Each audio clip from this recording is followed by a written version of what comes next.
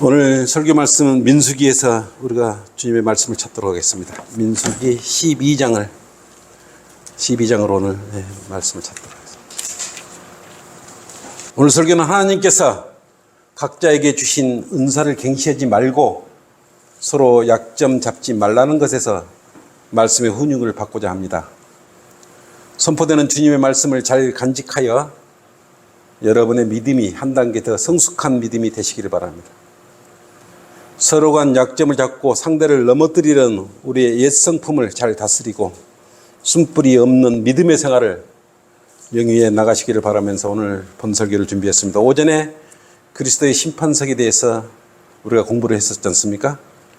오늘의 본문 말씀은 민수기 12장 전체예요. 그래서 함께 민수기 12장 1절에서 9절로 함께 말씀을 받들어 봉독하도록 하겠습니다. 여러분과 저와 함께 낭독할 때는 하나님의 말씀을 올바로 받드는 심중으로 바르게 읽고 가슴에 기록해야 돼요. 민수기 12장 1절에서 9절까지 시작. 미리암과 아론이 모세가 혼인한 에디오피아 여인으로 인하여 모세를 비방하였으니 이는 그가 에디오피아 여인과 혼인하였음이더라. 그들이 말하기를 주께서 참으로 모세를 통해서만 말씀하느냐 하시느냐 우리를 통하여서도 말씀하지 아니하시느냐 하니 주께서 그것을 들으셨더라. 그런데 그 사람 모세는 매우 온유하여 지면 위의 모든 사람보다 더 온유하더라. 주께서 갑자기 모세와 아론과 미리암에게 말씀하시기를 너희 세 사람은 회중의 성막으로 나아오라 하시니 그들 셋이 나아갔더라.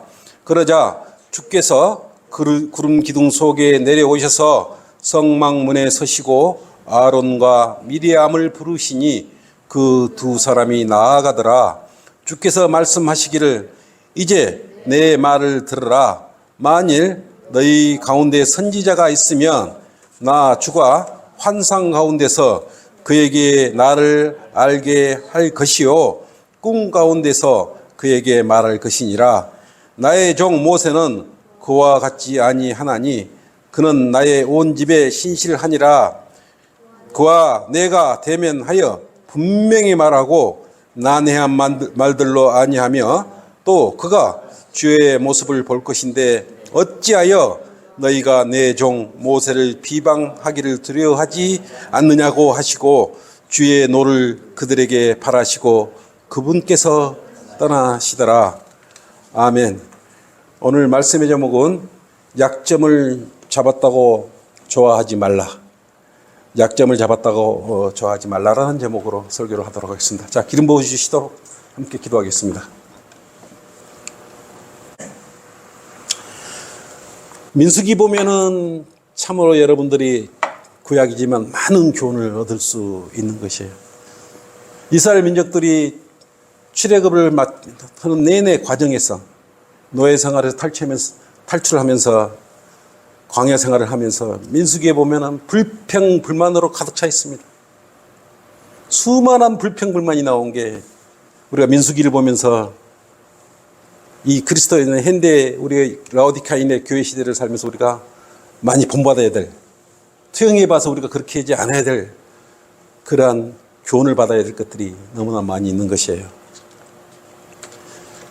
출애굽 여정 내내 끝없는 불평 불만을 품었던 민족이 어때요? 이스라엘 민족이에요.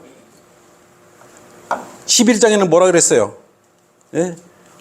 이스라엘 자손들은 고기를 주지 않는다고 또 불평 불만을 해. 그래서 모세의 간절한 기도에 하나님께서는 은총을 베풀어 주셔서 만나와 메추라기를 하늘에서 내려서 그들의 불평을 잠재웁니다. 주님께서는 민수기 11장 32절로 33절 뭐라고 했어요? 백성이 일어나서 온 낮과 온 밤과 그 다음날 온종일 메추라기를 모으니 적게 모은 자도 열 호매를 모았으며 그들이 그것을 자기들을 위하여 진영 주에 패 놓더라. 그 고기가 아직 그들의 이빨 사이에 있어 씹히기 전에 주의 진노가 그 백성에게 대하여 객발하였으니 주께서 심히 큰 재앙으로 그 백성을 치셨더라 그랬어요. 계속 불평불만을 먹을 것 주면서 불평을 불만을 한 이스라엘 민족을 주님께서는 객발하신 거예요. 객발하셔서 그곳에 14,000명 이상을 숨지게 해버린 것이에요.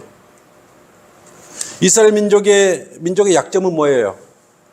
은혜를 받고 있으면서도 마치 하나님의 은혜를 전혀 받지 않는 자들처럼 시침 뚝 떼고 대우받으라고 하는 이상한 성품을 가진 민족들이에요. 그리고 조금만 지체면 다른 우상을 섬기거나 옛생활을 그리워하는 이상한 민족들입니다. 믿음이 수시로 움직이는 민족들이고 그들은 직접 하나님의 전능하심을 두 눈으로 함께 보고 동행했는데도 믿지 못하는 거예요. 금방 잊어버리는 것이에요. 요즘 하나님을 보면 믿겠다는 사람들하고 뭐가 틀리겠어요? 그들이 지금 하나님을 본다고 그 믿음이 오래 갈 것 같아요? 눈에 보이는 것은 잠깐 그렇게 보이다가 사라져버리는 것이에요. 마음도 사라져버리는 것이에요. 그들 눈에 지금 하나님께서 해낸하더라도 그들은 금방 지금 잊어버릴 것입니다. 그리고 다른 것을 더 요구할 것이에요. 이스라엘 민족들도 광야 생활이 평안한 길이 아님을 알았을 거 아니겠어요? 더 좋은 약속을 받으러 가는 참 이방인들이 보기에 부러운 민족들 아닙니까? 그런데 약간 조금만 불평이 있으면, 불편하면 불평으로 벗겨버려요. 자신들이 개척하거나 이겨낼 생각을 전혀 하지 않아요. 그들은 하나님께서 베풀어 주신 은혜를 감사함과 온유함으로 받아들이지 않습니다. 당연히 받아야 되는 줄로 착각을 하고 있어요. 여러분 중에 자신만이 특별하다고 생각하고 있어요? 믿음을 주라고 자기는 갈 생각이 없고 여러 가지 핑계를 대면서 불평불만하고 계속 있다면 속히 자신의 마음을 재정비해서 자신의 약점을 스스로 고쳐야 되는 것입니다. 누가 말해서 고치려면, 지적해서 고치라 그러면 자존심도 상하고 쓴뿌리가 생겨나지 않겠어요? 성경에서 불평을 다스리는 구절을 스스로 찾아서 조정해 나가야 되지 않겠어요? 아이러니하게도 하나님의 은총을 가장 많이 본 그들이 오히려 약점만 보이면 불평, 불만을 꺼리낌 없이 나타내요. 바로 하나님을 불평하고 또 모세를 불평해요. 불만을 나타내요. 동족들이 불쌍한 모세는 주님께 틈만 나면 이스라엘 민족을 용서해달라고 하나님께 눈물로 무릎을 꿇고 기도하고 호소합니다. 모세가 뭘 잘못했어요? 매일 참 납작 엎드려서 많은 눈물로 용서해 주라고 그렇게 기도를 합니다. 하나님의 부르심을 받은 모세는 하나님의 말씀을 전하며 온유하고 신실한 주의 종으로서 역할을 해내는 참 선지자였어요. 모세는 200만 명 이상 된 무리를 이끌면서도 자기 민족들에 의해서 괴로움을 당하면서도 그때 맨 앞에서 하나님의 뜻을 따르며 수고함을 마다하지 않았어요. 하나님을 모르는 모든 세상들의 삶이 불평, 불만으로 가득 찼듯이 이스라엘 민족들 역시 끝없이 불평과 불만을 나타냅니다. 그래도 모세는 인내하면서 주님께서 인도해 주시는 길을 따라 지금 가나안 땅으로 향하고 있어요. 그들은 노예 생활을 벗어나서 하나님께서 주신 희망을 찾아서 젖과 꿀이 흐르는 가나안 땅으로 지금 행군하는 과정에 있는 것이에요. 그런데 자기를 이끌어주고 있는 지도자의 약점을 자꾸 지금 흔들고 있어요. 그러나 이러한 볼썽사나운 일들이 한두 번 일어나는 것이 아니라 비일비재하게 일어나 틈만 나면 이런 일들이 일어나고 있어요. 남의 탓하는 사람은 매일 남의 탓을 해요. 자신에게서 찾아야 하는데 남의 것을 탐내기만 합니다.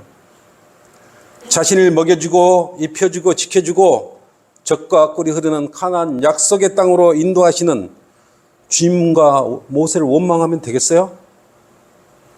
구원받은 성도들이 자신의 믿음을 지키고 성경 공부하고 예배드리고 거리 설교하고 구령하는 것은 당연한 일 아니겠어요? 누구를 위해서 그렇게 하는 거예요? 자신을 위해서 그렇게 하는 거 아니겠어요?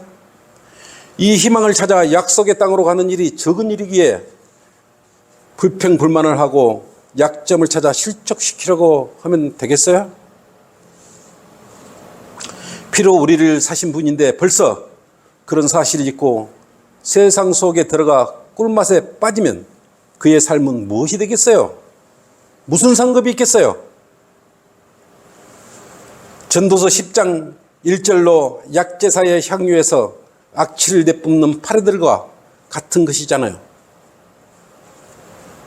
이스라엘 민족이 가나안으로 가는 동안 고난이 함께하는 것은 당연한 것이고, 구원받은 그리스도인이 거리 설교 가거나 구려가는 것은 당연한 것이에요. 목적지에 도착하기 전에 지도자의 약점을 잡고 서로 대장이 되려고 하면 되겠나요? 그 말이에요. 잘 따라줘야죠. 주인이 주는 먹이를 먹는 개는 주인을 알아보며 충성을 다해 주인을 따라요. 개들의 충성심은 교과서에 실릴 정도예요. 전라북도에는 주인을 구한 임실의 오수개가 있어요. 동상도 세워져 있어요. 물론 우상이지만.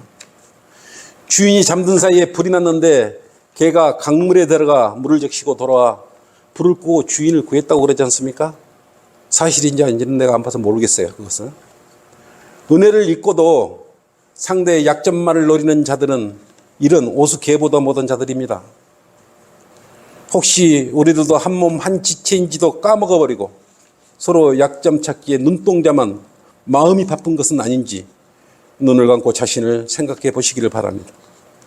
이처럼 약점을 찾아 헤매는 사람들은 멀리 있지 않고 늘 가까이 있는 사람의 약점을 찾으라고 그래요. 오늘 본문에 아론과 미디안과 모세는 누구예요? 3남매예요. 3남매. 같은 핏줄 혈육이라는 것이에요. 이 셋은 다 하나님께 쓰시는 귀한 자녀들이요.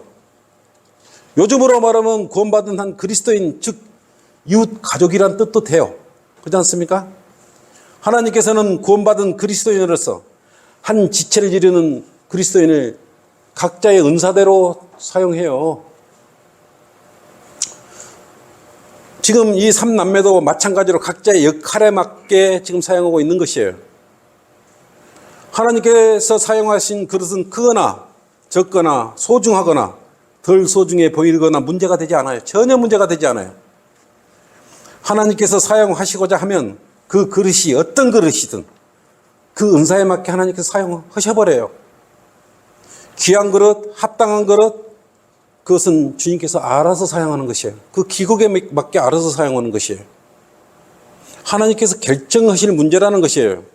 그 이상 생각하면 월권하는 것이에요. 찬송가 357장에 주님의 도구로 날 수술하는 곡이 있지 않습니까? 예? 디모데후서 2장 20절로도 있잖아요. 디모데후서 2장 20절 한번 쳐볼게요. 큰 집에는 금과 은으로 만든 그릇들뿐만 아니라 나무와 진흙으로 만든 그릇들도 있어 어떤 것들은 귀 여기고 어떤 것들은 천히 여기니라. 그릇이 은사를 받은 그릇들이 다 틀리다 이거예요. 네? 탐내면 안 돼요. 찬송가 357장 한번 펴보세요. 다 찾으셨어요? 351장이야. 여러분 이 찬송을 하면서 여러분은 어떤 그릇인지, 합당한 그릇인지 여러분은 아시라는 것이.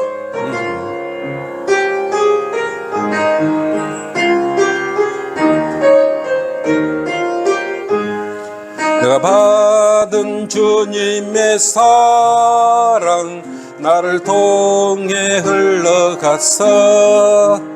어둠 속에서 방황던 죄인 구세주께 돌아오도록 주님의 도구로 날 쓰소서.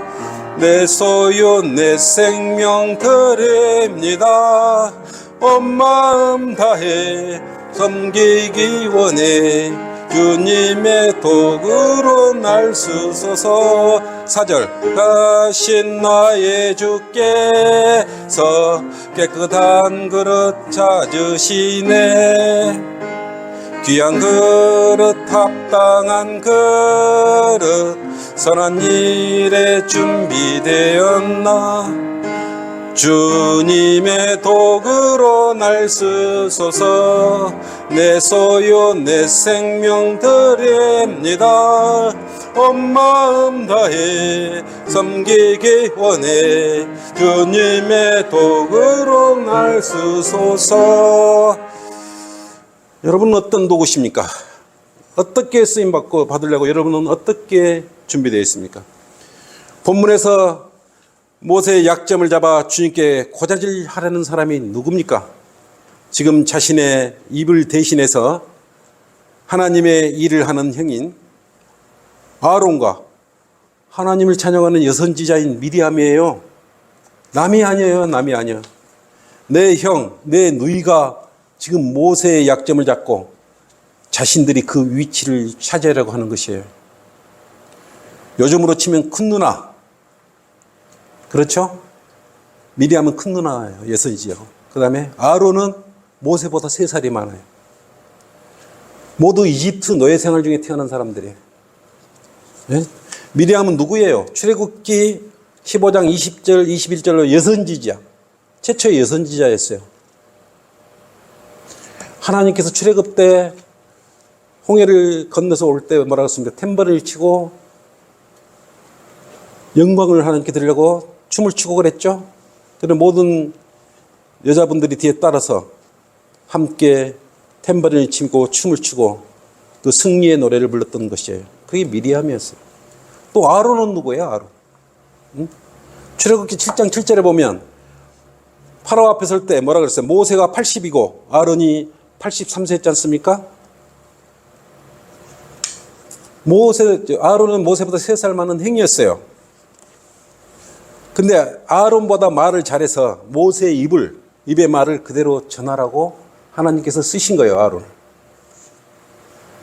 출애굽기 4장에 하나님께서는 모세를 대신해서 행인 아론을 통해 모세가 한 말을 발설하게 하여 주님의 일을 하게 하신 것입니다. 그러면 모세는 여러분 누구예요? 모세가 누구예요? 출애굽기 4장 10절에서 16절로 보면 출애굽기 4장 10절 한번 쳐볼게요. 모세가 주께 말씀드리기를 하나님께 말, 나의 주여 나는 말을 잘하지 못하며 말을 잘 못한대요. 주께서 주의 종에게 말씀하신 지금까지도 그러하오니라. 나는 말하는 것도 느리고 혀도 둔하다고 말해버려요. 말을 이렇게 못해요. 그러니까 말을 못하니까 뭐라 그랬어요? 무슨 소리냐? 아론을 준비해놨던 네 형 있잖아, 네 형. 이래서 서로 역할을 하게 해놓은 거예요, 이게. 네? 그래서 파라오 앞에서 말을 하라니까 말도 잘 못한다고 앞에 서기를 꺼려했던 것이에요.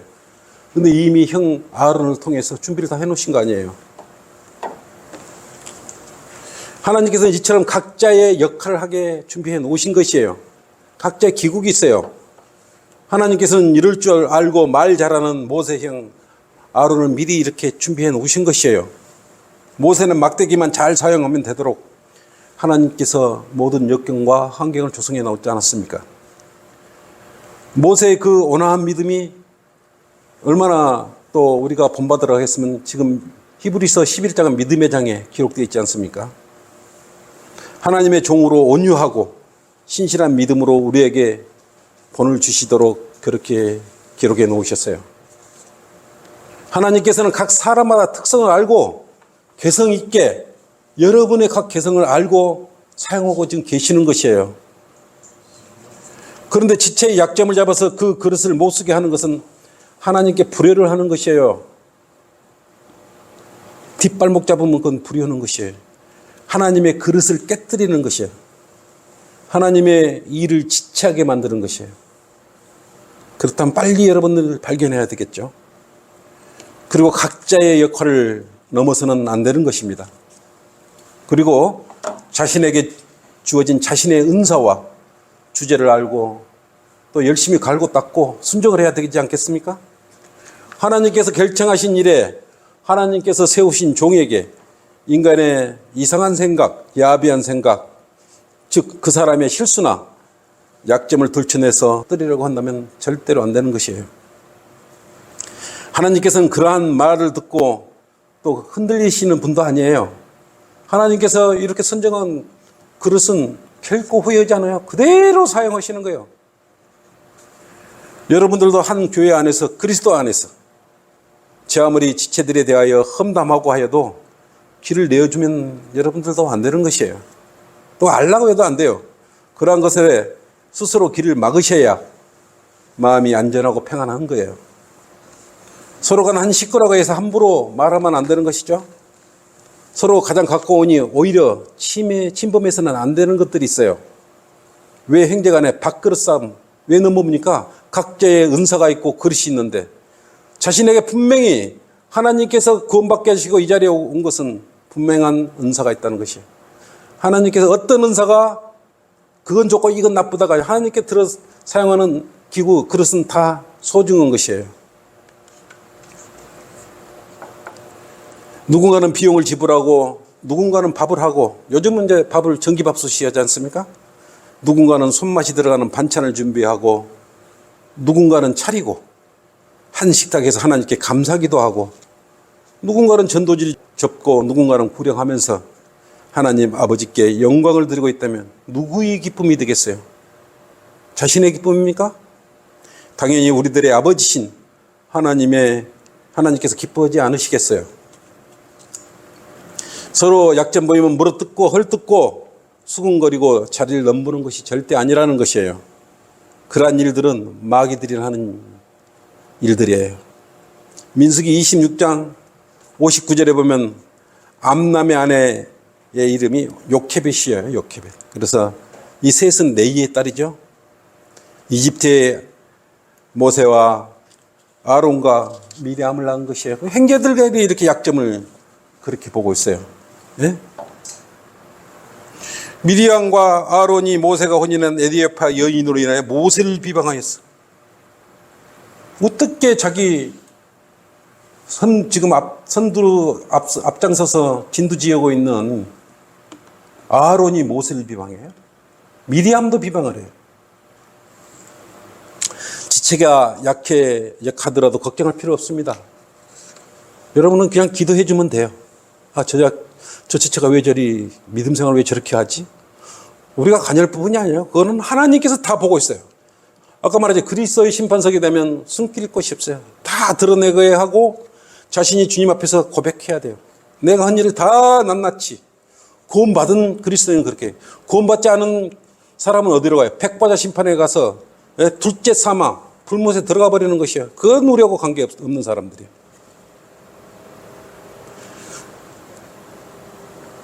돌로 빵도 만들고 사람을 지으시고 창조이신 하나님께 기도하면 무엇인들 안 들어주시고 이루어지지 않겠어요? 진심으로 하면 뭔들 안 들어주시겠어요? 상대가 주님의 일을 잘한다고 부러워하지 말고 과연 구원받은 자신이 성령의 뜻 안에서 자신의 은사를 소멸시키지 않고 주님께 영광을 잘 드리고 있는지 오히려 자신을 살펴야 되지 않겠습니까? 상대가 하는 은사가 더 좋아 보이고 험담과 루머로 그것을 쟁취하려고 한다면 자신의 자만심과 교만에서 오는 것이에요. 그것은 시기심으로 변질되는 것이에요. 시기심으로 요셉의 약점을 트집잡아 이집트에 팔아넘긴 사람들은 또 누구겠어요? 너미 팔아넘겼습니까? 막내 아들이 아빠가 늦게 나와가지고 예뻤으면 채속옷도 입혔지 않겠어요? 형들이 그걸 못 본 거예요. 막내만 이뻐하고 채색옷 입힌다고. 아빠 입장에서 막내니까 그렇게 해줄 수 있잖아요. 그걸 시샘에서 약점을 잡아 없애버리라고 한 거예요. 이런 사람들이 누구였어요? 자기 형제들 이스라엘 지파들이었어요. 그러지 않습니까? 자기들과 직접 피를 놔둔 야곱의 한 아들들인데 동생을 팔아넘겨버렸어. 약점을 들춰내서 끌어내리려는 것은 이 시기심의 발동 때문에 그런 것이었어요.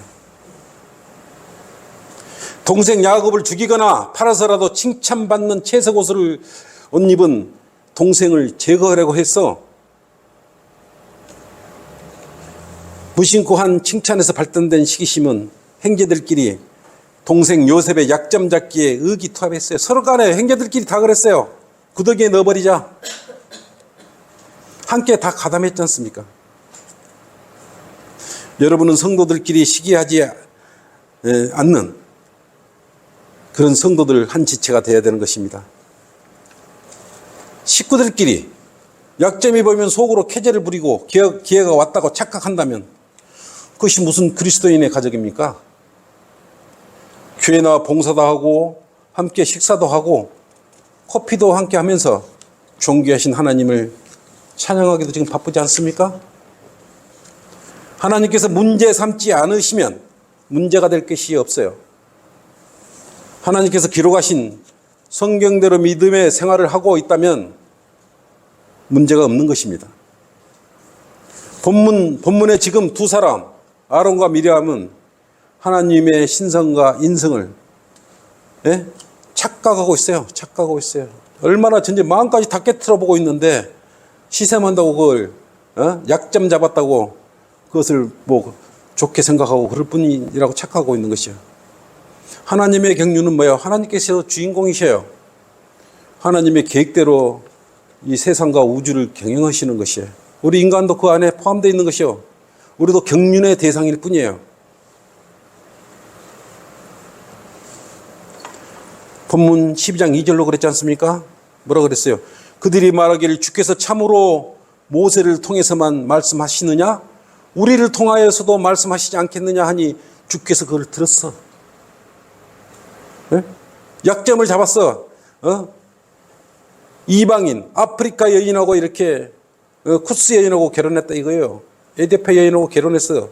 이게 약점이라고 고자질하니까 이제 하나님께서는 모세를 통하지 않고도 나에게 직접 저 약점 있는 사람이니까 직접 나하고 이제 우리하고 말씀하시고 교제를 하실 거라.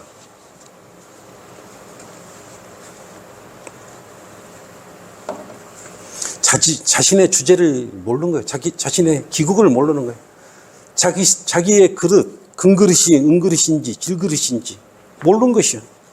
그냥 좋아 보인 거예요, 놈이. 모세가 하나님과 교제가 그게 좋아 보이는 거예요. 하나님께서 그걸 다 들었잖아요. 근데 두 사람 참 바보예요, 바보. 그죠? 주님의 종이 설령 실수를 했다고 하더라도 주님께서 판단하실 것이며 주님의 마음도 모르고 둘은 벙 떠버렸어. 썩은 거품이 노란색을 띄우며 마구 일어나듯이 헛생각을 지금 하고 있는, 막 부풀어 있는 것이. 여러분 바닷가에 뻘에 가보셨어? 뻘? 바닷가 가보셨어? 거기 뭐가 있어요? 물 빠지면 개들이 막 기어다녀. 개. 멍멍 짖는 개 말고 구멍에서 나오면 그 개들이 뭐라고 있어요? 한없이 부글부글 거품을 내몰고 있어요. 물이 빠진 구멍에서 나온 개들 보면 전부 개 거품이 거기서 나오는 거예요. 부글부글 거품이 나요. 옆으로 기어 다니잖아요. 아가미로 숨 쉬며 개가 산소가 부족하면 이처럼 거품을 낸다고 합니다. 산소가 부족하면 물을 빠지도록 하는 이제 아가미로 물론 숨을 쉬지만 뻘 속에서 올라온 개들이 이제 거품을 내기 시작하는 거예요. 그것을 산소를 정화시키고 호흡을 하려고 그렇게 한다고. 이처럼 식구들끼리 약점이 보이면 속으로 캐자를 부리고 기회가 왔다고 착각한다면 그것은 그리스도의 가족이 아니에요.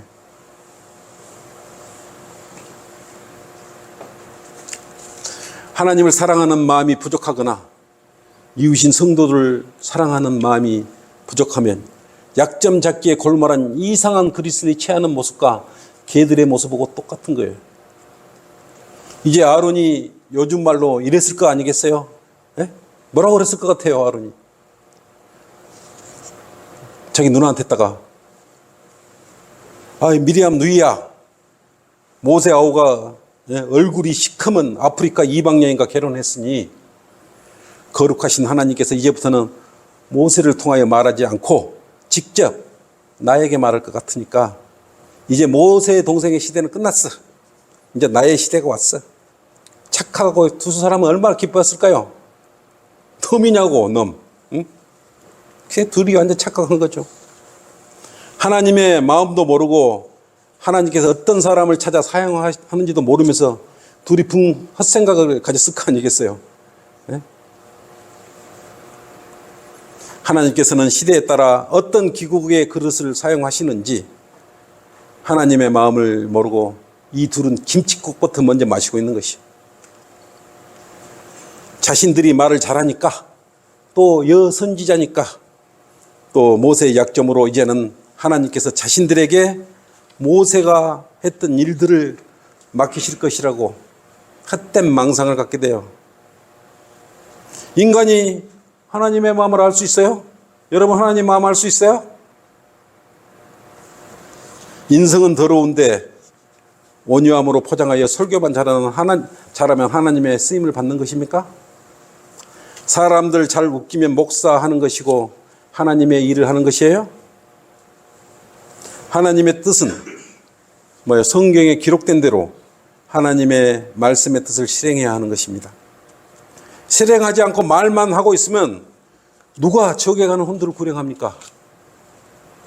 거리에 나가서 복음 설교하고 구령하여 지금 지옥으로 향하는 불쌍한 혼들을 이겨오라는 주의 종들을 지금 찾아서 사용하고 있을 뿐이에요. 여러분은 주의 종들이지 않습니까? 하나님의 마음이 어떤 것이에요? 여기서 본문에서. 네? 하나님의 마음은 여기 숨겨 있어요. 아론과 미리암이 제 아버지 약점을 찾아서 기뻐했지만 하나님의 마음은 뭐예요?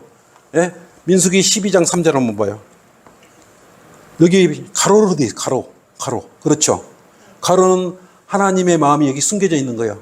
뭐라고 그랬어요? 그런데 그 사람 모세는 매우 온유하여 지면 위에 모든 사람보다 더 온유하더라. 하나님께서는 마음속으로 뭐라고 그러고 있어요? 모세는 온 땅에 어떤 사람보다 온유한 사람이라고 평가를 내리고 있는 것이에요. 하나님에게 마음은 여러 개 되어 있는 것도 그것도 모르고 그러고 있는 것이에요. 즉 너희 나한테 약점을 말하여 모세를 실족시키려는 말 잘하는 너희보다 모세가 훨씬 온유해서 낫다. 백날 천날 약점 고자질 해봤자 소용없다. 요 이야기예요. 번지수 잘못 짚은 거 아니에요? 두 사람이 온유해요? 이를 고자질한 자체가 온유한 거냐고요.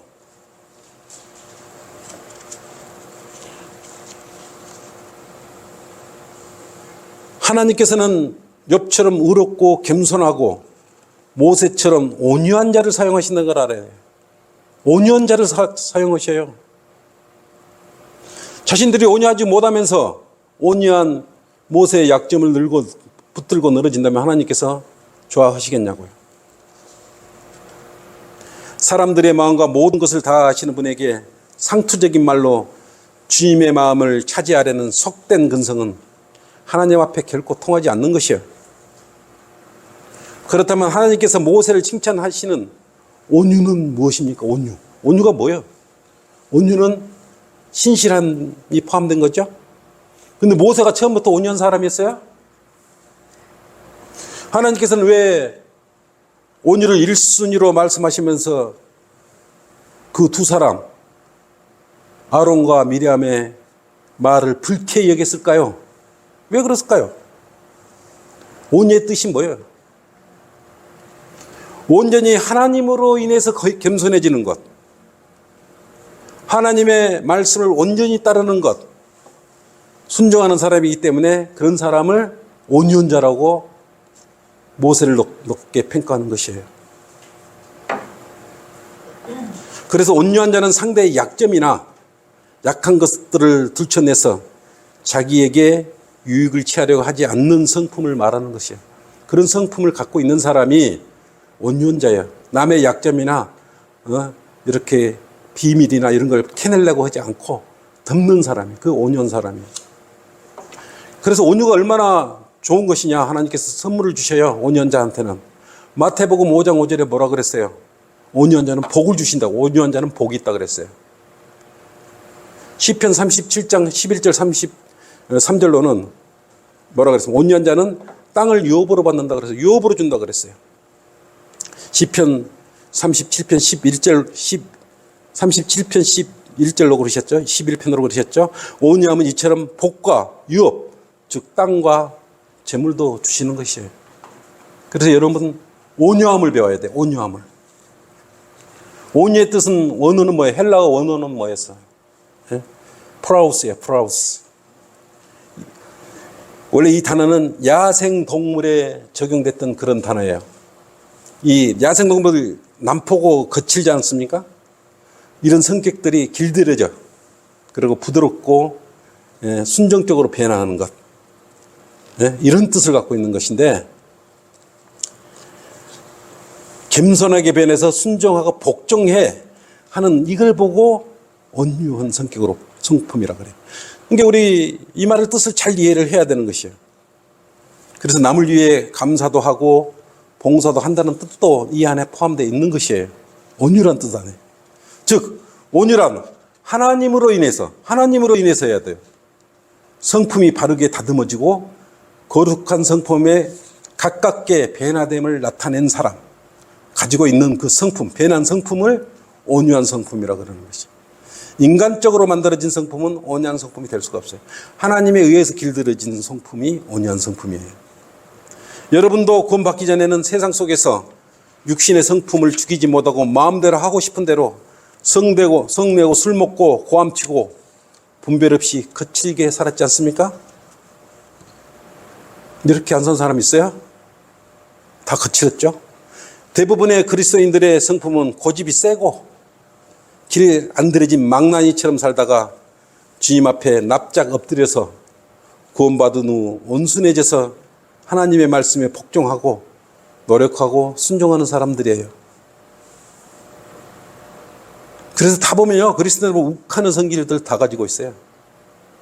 분명히 문제가 한둘은 가지고 있었던 사람들이 예수 그리스도의 보혈을 통해서 구원받고 나서 야생마 같은 자신의 약점 많은 성품이 변화된 것이에요.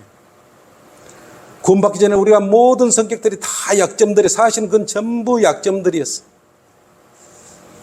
그리스도의 성품인 온화한 성품, 여러분은 거룩한 성품으로 하나씩 변화되고 있는 것이에요. 쉽게 변화되겠어요? 많이 연단 받아야 되잖아요. 많이 건면을 받아야 되잖아요. 많이 말씀으로 얻어맞아야 우리가 하나씩 바꿔져 가잖아요. 변화가 되지 않고 약점이 많은 성품으로 그대로 있다면, 그대로 있어야 성품을 그대로 있고 하나도 고쳐지지 않았어. 자신의 구원을 의심해 봐야 돼. 내가 진짜 구원받은 사람 맞는가? 그럴 때는 한번 의심해 봐야 돼. 본문의 모세도 원래 온유함과는 거리가 먼 사람이었어요. 모세가 원래 온유한 사람이었어요. 한때 이집트의 왕자 신분이었잖아요. 왕자 신분의 교육을 받았죠. 왕궁에서 모세가. 그런데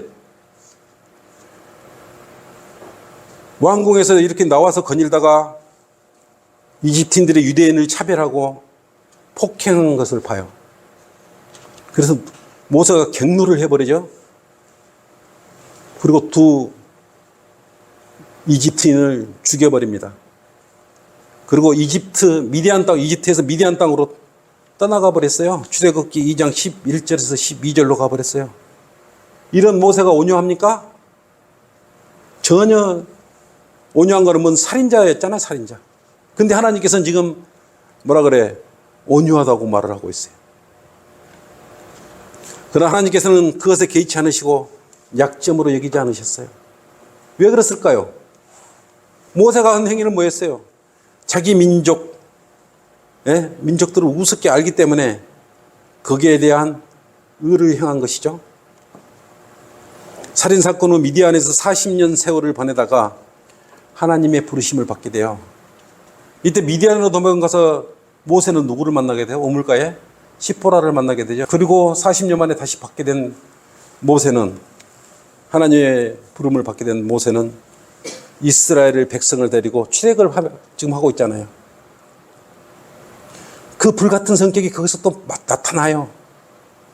시내산에 가서 십계명을 받으러 올라갔지 않습니까? 그래서 40일 동안 있었지 않습니까? 그래서 십계명을 받고 내려오는데 아론하고 그 뭡니까? 이스라엘 민족들이 뭐라 그랬어요? 금귀거리고 뭐 다 빼가지고 금송아지를 만들어. 그걸 보게 돼요. 이게 성질 급한 모세가 뭐라 그랬어요? 돌판을 땅에다 깨뜨려 버리지 않습니까? 출애굽기 32장 2절에서 4절로 그랬지 않습니까? 온유한 성품입니까? 그리스도인들이 이제 갓구원 받고 나서 마귀 표적이 되어서 조그마한 마귀 공격을 받으면 옛 성품을 제어하지 못하고 여러분도 죄의 본성에 동참해버려. 이런데도 불구하고 하나님께서는 왜 온유한 사람이라고 이야기를 하고 히브리서 11장 믿음의 장에도 기록해 놓았을까요? 하나님의 입장에서는 모세가 행한 일들이 온유함으로 여겨졌어요. 모세는 하나님의 부르심을 받은 후로는 하나님에 의해 길들여진 사람의 성품을 갖게 된 것이에요. 주님께 말씀드릴 때는 늘 납작 엎드렸어요. 그리고 백성을 대신해서 용서를 구했어. 불같은 모세의 성격도 주님 손에 의해 길들여졌습니다. 그 약점이 주님을 섬김으로 인해서 온전해진 거예요. 온유함으로 바뀌었어. 주님을 섬김으로써. 사람을 죽일 것 같은 격한 감정의 소유자도 주님의 손에서는 온순한 양으로 변합니다. 폭풍같이 일어나는 격한 감정들이 말씀 앞에서 평안을 되찾을 수 있는 것이에요. 누구 때문에 그래요? 하나님 때문에 그런 것이에요. 주님 때문에 그렇게 바뀌는 것이에요. 이것이 주 하나님의 능력이에요. 이처럼 하나님으로 인하여 온유함을 갖게 되면 상대의 약점을 찾지 않아요. 특히 이웃의 약점을 찾지 않으며 그것으로 유익을 추구하지 절대 않는 것입니다. 오직 주님을 찾아요. 나 같은 개보다 못한 사람을 변화시켜서 이런 주님의 종으로 만들어주신 것은 하나님의 크신 사랑과 은혜예요.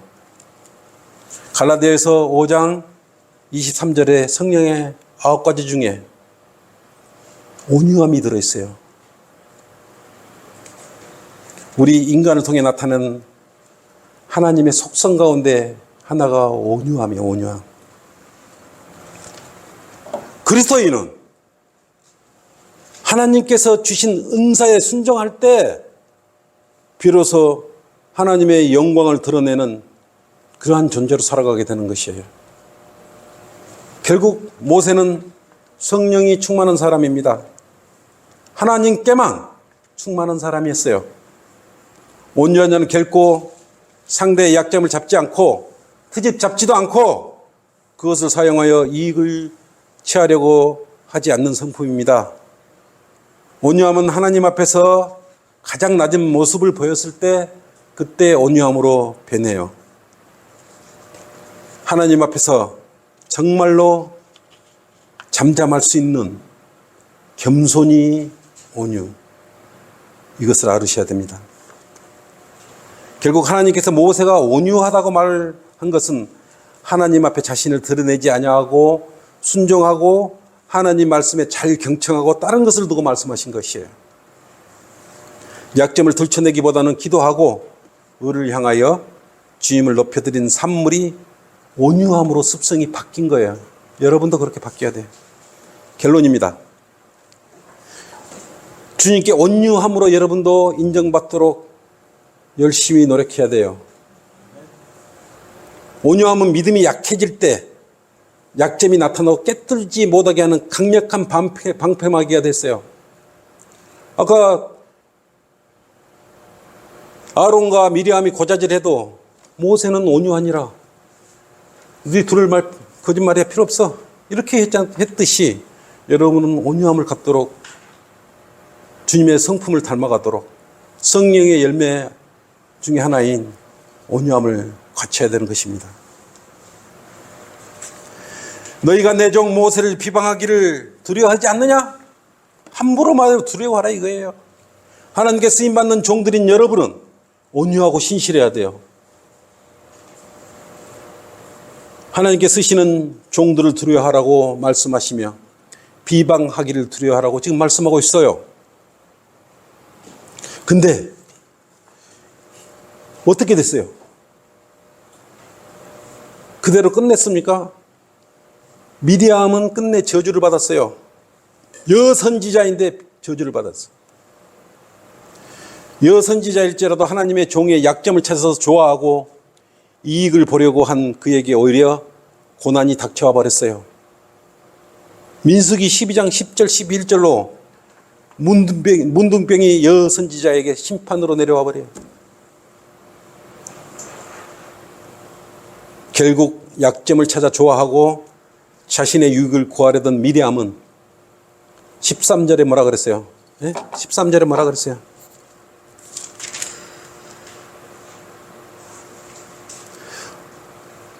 문둥병을 하게 모세는 또 13절로 뭐라 그랬어? 모세가 주께 부르짖어 말하기를 오 하나님이여 내가 주께 간구하오니 지금 그녀를 낫게 하여 주소서.